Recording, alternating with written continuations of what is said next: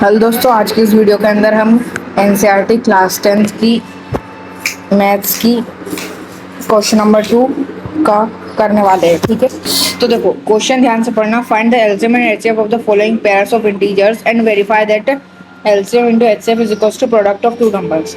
उनसे बोल रहा है हमसे कि पहले तो जो गिवन नंबर है, यहाँ पर आपको जो भी गिवन नंबर है, ये देखो, ये जो गिवन नंबर है, ये जो गिवन नंबर है और ये जो गिवन नंबर है, उनका एलसीएम और एचसीएफ निकालना है।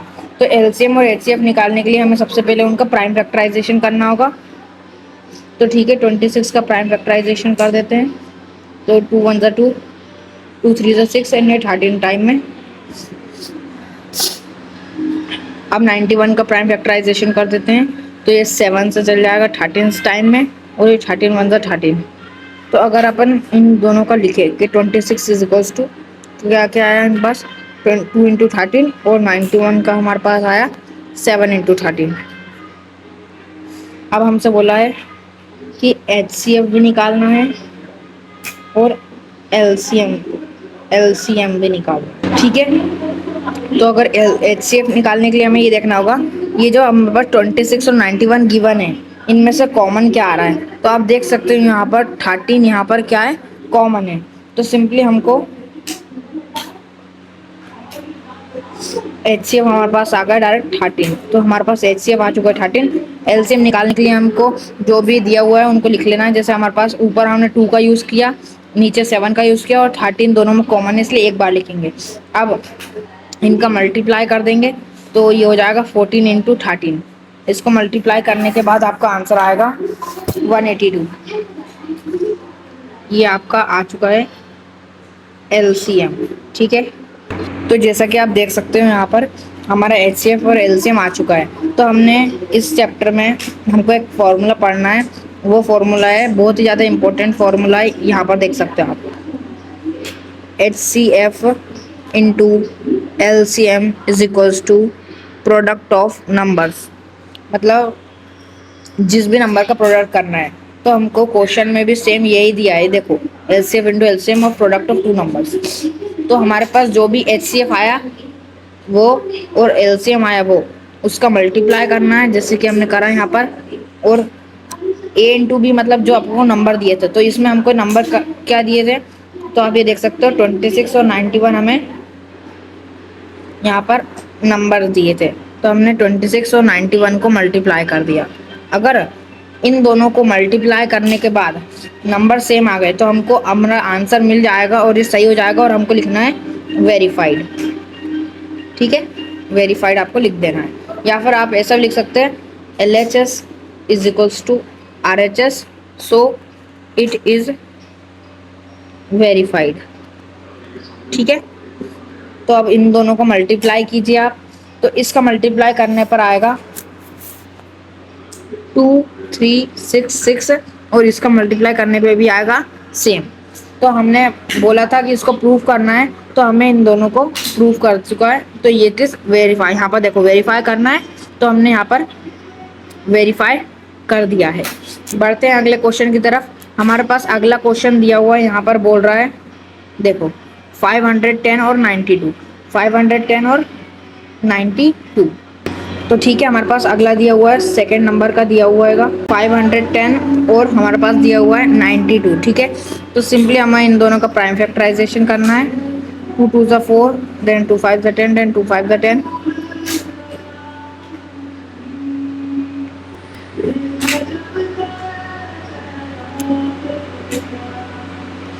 अब ये 5 से जाएगा, 5 5 ज़ा 25 एंड 5 1 ज़ा 5। अब ये 51 जाएगा 3 से, 3 1 ज़ा 3, 3 7 ज़ा 21, और 17 एक प्राइम नंबर है तो सिर्फ ये उसी के टेबल से जाएगा। तो ठीक है, हमने 510 का कर लिया। अब हम करते हैं 92 का। तो 2 4 ज़ा 8, 2 6 ज़ा 12, 2 2 ज़ा 4, 2 3 ज़ा 6 एंड 23 इस प्राइम नंबर, सो उसी के टेबल से जाएगा। ठीक है, तो अब हमने इसको कर लिया, तो अब हम इसको ऐसे लिख देते हैं, 510 इज इक्वल्स टू क्या क्या आया यहाँ पर आप देख सकते हो, 2 इंटू 5 इंटू 3 इंटू 17, और 92 में हमारे पास क्या क्या आया था, 2 इंटू 2 इंटू 23। अब इनमें से एचसीएफ निकालने के लिए आपको पता है क्या करना पड़ता है, इनमें से जो भी कॉमन आ रहा है तो आप यहाँ पर देख सकते हो 2 यहाँ पर कॉमन आ रहा है और कुछ भी कॉमन नहीं आ रहा। तो यहाँ पर आपका जो है 2 HCF हो जाएगा। एलसीएम निकालने के लिए जो भी अलग अलग प्राणी है उनको उठाकर उनके हाईएस्ट पावर लिख देना है। तो हमने इसमें क्या क्या यूज़ करा, 2 यूज़ करा, 3 यूज़ करा, 5 यूज़ करा, 17 यूज़ करा और 23 यूज़ करा है। अब यहाँ पर आप देख सकते हो कि हमने दो दो बार है लगातार, तो यहाँ पर इसकी पावर भी 2 हो जाएगी। अब इसको सॉल्व करेंगे तो देखो 2 2 जा 4, तो यहाँ पर 4 हो जाएगा, मल्टीप्लाई में 5 3 जा 15, मल्टीप्लाई 17, मल्टीप्लाई 23। ठीक है, 15 4 जा क्या होता है 60, 60 मल्टीप्लाई 17 मल्टीप्लाई 23। अब यहाँ पर रफ में आपको इनका मल्टीप्लाई कर देना है। इनका मल्टीप्लाई करने पर आपका आंसर आएगा 23460। ठीक है, तो ये आपका एलसीएम आ चुका है। अब हमने एक फॉर्मूला पढ़ा था, LCM is into HCF is equals to product of two numbers. तो दो नंबर्स हम ए इंटू बी मान लेते हैं। एलसीएम हमारे पास है 23460, ये देख सकते हो आप, यहाँ पर लिखा हुआ आएगा।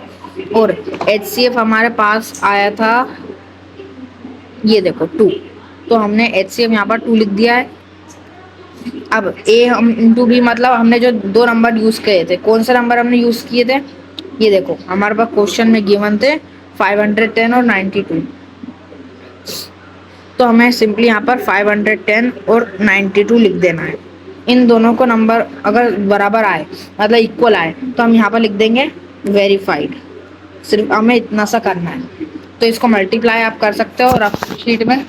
इसको मल्टीप्लाई करने पर आपका आंसर आएगा 46920, 46920।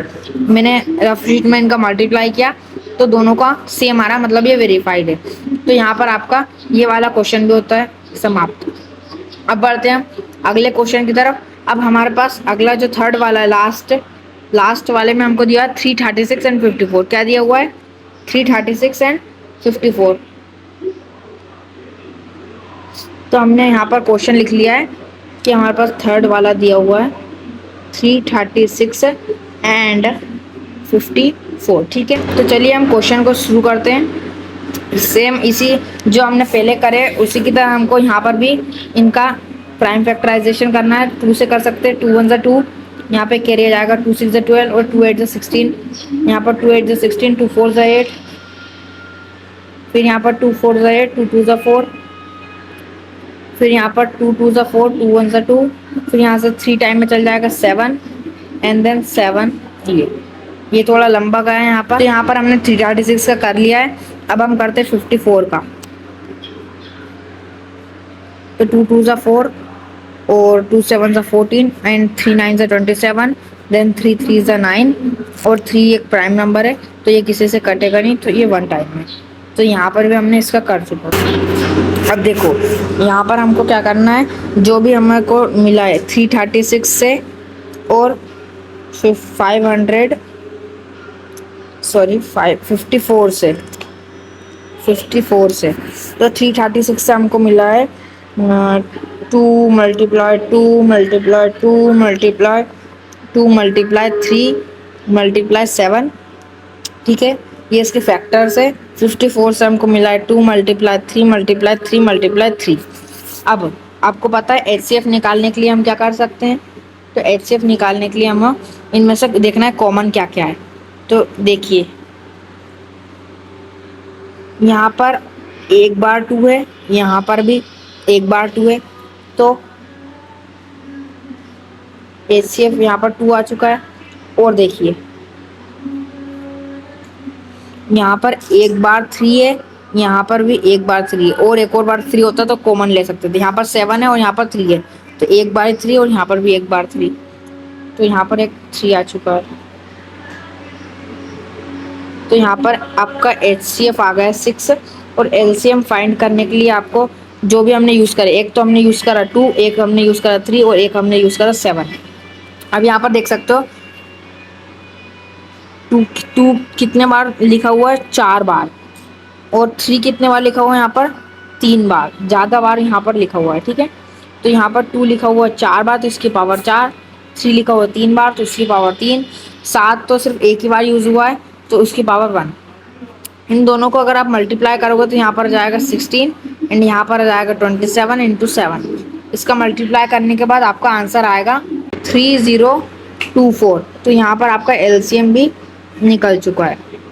अब आपको क्या करना है, हमने एक फॉर्मूला पढ़ा था, H C F into LCM is equals to product of two numbers. तो हमारा आप देख सकते हो यहाँ पर एच सी एफ आया 6, ये देखो एच सी एफ आया 6, एलसीएम आया और एलसीएम आया यहाँ पर 324। तो एच सी एफ हमारे पास 6, ये है 324, ठीक है, 0 ये। अब ए इंटू बी, मतलब हमने जो नंबर यूज किए थे, तो आ जाइए ऊपर, ये देखिए कौन कौन से नंबर, 336 एंड 54।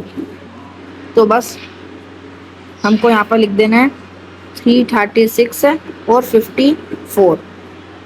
अब इन दोनों को मल्टीप्लाई कीजिए, अगर आंसर इक्वल्स में आ चुका है तो यहाँ पर अपन लिख देंगे वेरीफाइड, ठीक है। इन दोनों को मल्टीप्लाई करने के बाद आपका आंसर आएगा 18144।